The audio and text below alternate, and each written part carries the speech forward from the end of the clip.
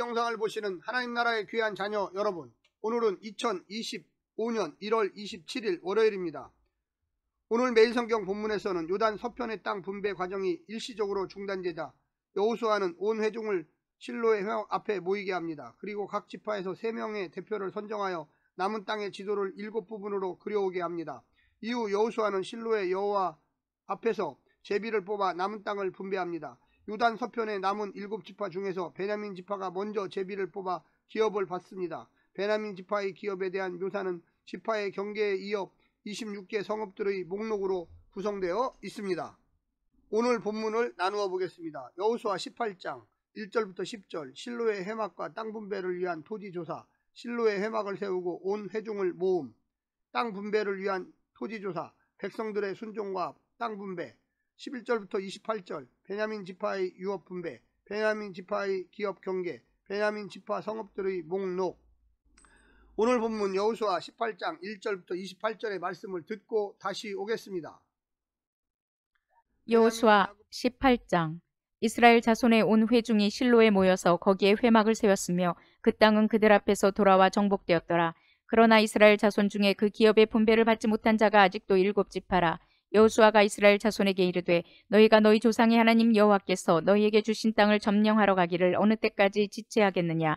너희는 각 지파에 3사람씩 선정하라. 내가 그들을 보내리니 그들은 일어나서 그 땅에 두루 다니며 그들의 기업에 따라 그 땅을 그려가지고 내게로 돌아올 것이라. 그들이 그 땅을 7부분으로 나누되 유다는 남쪽 자기 지역에 있고 요셉의 족속은 북쪽에 있는 그들의 지역에 있으니 그 땅을 7부분으로 그려서 이곳 내게로 가져오라. 그러면 내가 여기서 너희를 위하여 우리 하나님 여호와 앞에서 제비를 뽑으리라.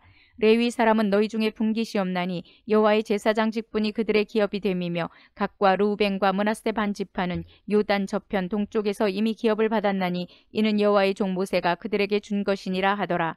그 사람들이 일어나 떠나니 여호수아가 그 땅을 그리러 가는 사람들에게 명령하여 이르되 가서 그 땅으로 두루 다니며 그것을 그려가지고 내게로 돌아오라. 내가 여기 실로의 여호와 앞에서 너희를 위하여 제비를 뽑으리라 하니 그 사람들이 가서 그 땅으로 두루 다니며 성읍들을 따라서 7부분으로 체게 그려서 실로 진영에 돌아와 여호수아에게 나아오니 여호수아가 그들을 위하여 실로의 여호와 앞에서 제비를 뽑고 그가 거기서 이스라엘 자손의 분파대로 그 땅을 분배하였더라.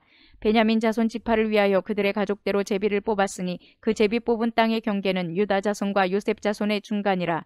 그들의 북방 경계는 요단에서부터 여리고 북쪽으로 올라가서 서쪽 산지를 넘어서 또 올라가서 베다웬 황무지에 이르며 또 그 경계가 거기서부터 루스로 나아가서 루스 남쪽에 이르나니 루스는 곧 베델이며 또 그 경계가 아다롯 앗달로 내려가서 아래 벳호론 남쪽 산 곁으로 지나고 벳호론 앞 남쪽 산에서부터 서쪽으로 돌아 남쪽으로 향하여 유다 자손의 성읍 기럇바할 곧 기럇 여아림에 이르러 끝이 되나니 이는 서쪽 경계며 남쪽 경계는 기럇 여아림 끝에서부터 서쪽으로 나아가 넵도아 물 근원에 이르고 르바임 골짜기 북쪽 흰놈의 아들 골짜기 앞에 있는 산 끝으로 내려가고 또 흰놈의 골짜기로 내려가서 여부스 남쪽에 이르러 엔로겔로 내려가고 또 북쪽으로 접어들어 엔세메스로 나아가서 아둠밈 비탈 맞은편 글릴롯으로 나아가서 루벤 자손 보한의 돌까지 내려가고 북쪽으로 아라바 맞은편을 지나 아라바로 내려가고 또 북으로 벳 호글라 곁을 지나서 요단 남쪽 끝에 있는 여메의 북쪽 해만이 그 경계의 끝이 되나니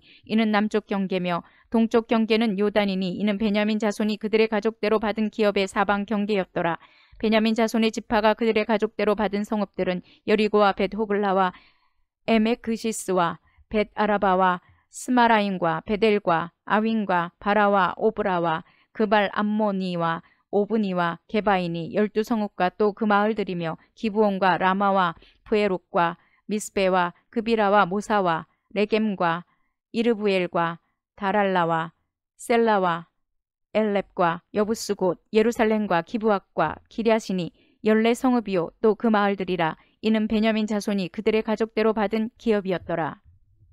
베냐민은 야곱의 11번째 아들로 야곱이 사랑하는 아내 라헬의 소생입니다.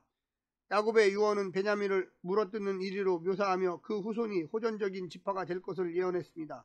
이스라엘 역사에서 베냐민 지파는 용맹스럽고 호전적인 성격을 보였으며 한때 그 호전성으로 인해 진멸할 뻔한 위기를 맞기도 합니다. 베냐민 지파 출신으로 용맹스러운 사람은 왼손잡이 사사 에우, 암몬의 공격을 물리치고 이스라엘의 초대 왕이 된 사울, 다윗의 군대 장관 아브넬이 있습니다. 오늘 본문을 네 부분으로 나누어 자세히 설명드리겠습니다. 첫 번째, 정복이 지체되다. 7지파는 땅을 분배받지 못했습니다. 약속은 주어졌지만 그들이 정복하여 그 땅의 선물을 누리려고 하지 않은 것입니다. 그래서 어느 때까지 지체하겠느냐고 책망하고 있습니다. 하나님의 축복은 가만히 앉아서 아무것도 안 해도 주어지는 것이 아닙니다. 한 번도 은혜가 그런 뜻이 있었던 적은 없습니다. 물론 자격 없는 자에게 주시는 호의인 것은 맞습니다. 하지만 감사함과 믿음으로 받지 않으면 결코 누릴 수 없습니다. 선물과 은혜의 목적은 믿음과 감사의 사람 창조에 있기 때문입니다. 두 번째는 땅을 확정하시다. 이스라엘이 지체하자 하나님이 서두르십니다.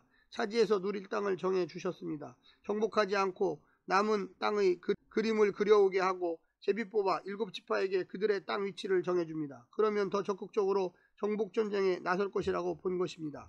백성들이 그려온 가나안의 지도는 소망을 주는 청사진이었습니다. 하나님께서 오늘 우리 삶에도 멋진 계획, 멋진 소망을 갖고 있습니다. 내가 그린 그림이 아니라 하나님이 가서 그리라고 하신 것을 그리십시오. 세 번째는 사이에 끼다. 베냐민 지파는 유다 지파와 에브라임 지파 사이에 위치한 땅을 받았습니다. 가장 강한 두 지파 사이에서 이 지파가 생존할 수 있는 조건은 비옥함도 아니고 용맹함도 아닙니다. 하나님을 의지하는 신앙일 뿐입니다. 나중에 이 베냐민 지파에서 초대왕 사울이 나옵니다. 강한 지파들 사이에 낀 지파에서 첫 왕이 배출되게 하신 것은 하나님의 뜻이며 의지일 수밖에 없습니다. 우리에게 하나님을 의지하는 것보다 확실한 생존 조건은 없습니다. 마지막 네 번째는 작지만 중요하다. 베냐민 지파는 남북간 24km 정도의 작은 땅을 기업으로 분배받았습니다. 그렇지만 그 안에는 중요한 성읍들이 포함되었고 후에 훌륭한 인물들이 배출되어 역사적으로도 중요한 역할을 감당하게 됩니다. 중요한 것은 땅의 크기가 아니라 그 안에서 이루어지는 삶의 내용입니다. 베냐민 지파의 기업은 당시 중앙성소가 위치해 있었던 실로와 가까웠고 예루살렘 북쪽 지역을 포함하고 있었습니다. 사랑하는 성도 여러분, 오늘 하루도 승리하시고요. 하나님의 놀라운 축복과 은혜가 늘 함께하기를 간절히 바랍니다. 샬롬.